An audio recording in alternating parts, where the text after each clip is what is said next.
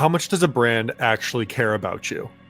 What about when its product is known to cause throat cancer, and they still run the slogan, "Find your voice"?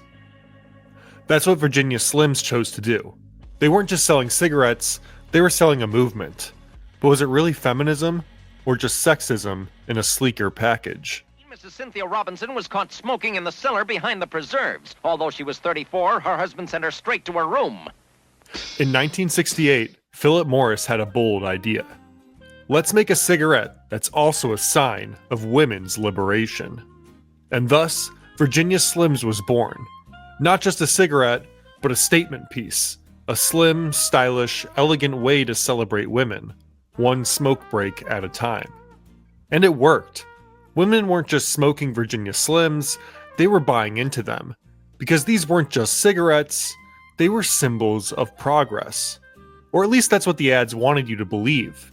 Today, we're breaking down the 3 major ad campaigns that made Virginia Slims an empire, and potentially its own worst enemy. The slim cigarette for women only, tailored for the feminine hand. Slimmer than the fat cigarettes men smoke, with flavor women like. Mellow, mild Virginia flavor. New Virginia Slims in the slim purse pack. You've come a long way, baby, to get where you got to today. That was Virginia Slim's first slogan, and it was everywhere.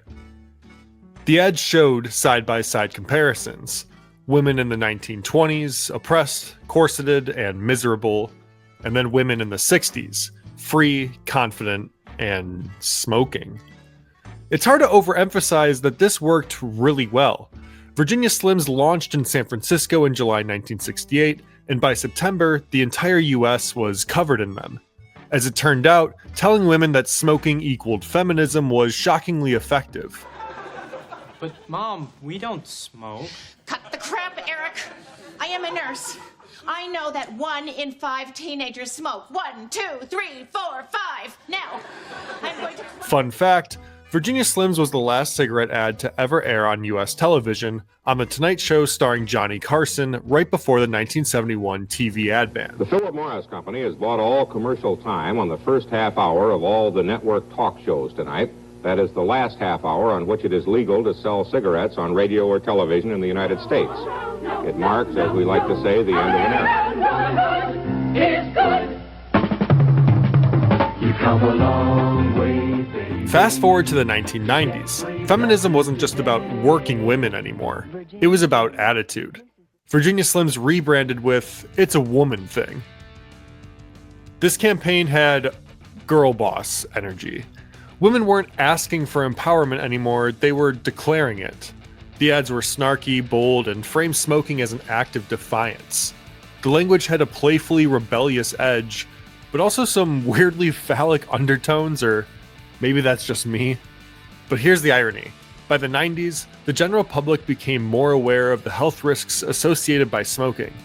And yet, Virginia Slims appeared to double down, running ads that literally told women to ignore the goody two-shoes, which some onlookers construed as being signals to ignore the warnings on cigarette packaging. Because nothing says feminist rebellion like calling people who care about cancer tryhards. By the 2000s, cigarette smoking had hit a wall.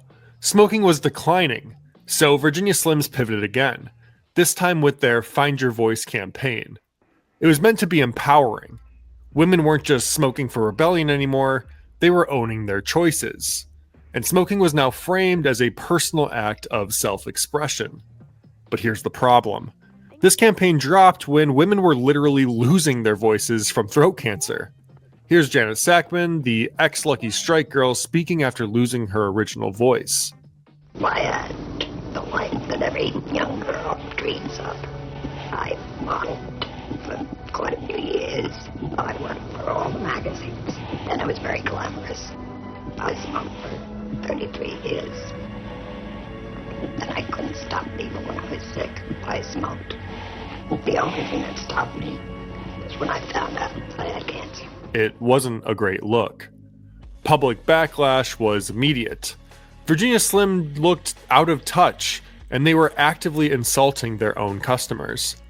By the mid-2000s, Virginia Slims was no longer a cultural staple. Because here's the thing. For decades, Virginia Slims framed smoking as feminism. But by the time we hit the 21st century, people had started to ask, well then why is feminism killing us? So, was Virginia Slims actually feminist? Well, kind of, but only in the most cynical way possible. It used feminism as a branding tool, it glamorized addiction in the name of empowerment, and it tried to sell women back their own liberation, one pack at a time. And now, Virginia Slims isn't dead, but they've been steadily declining in market share year after year. Young women today aren't reaching for fashionable cigarettes, and so Philip Morris is spending less and less on pushing them to new customers. Of course, there will always be a market for those who grew up watching those around them smoke Slims. Britney Spears wrote in her memoir how her mother smoked Virginia Slims, and how it was almost inevitable that she would too. Word of mouth remains one of the strongest forms of advertising, regardless of the product. And it just goes to show, some habits die hard.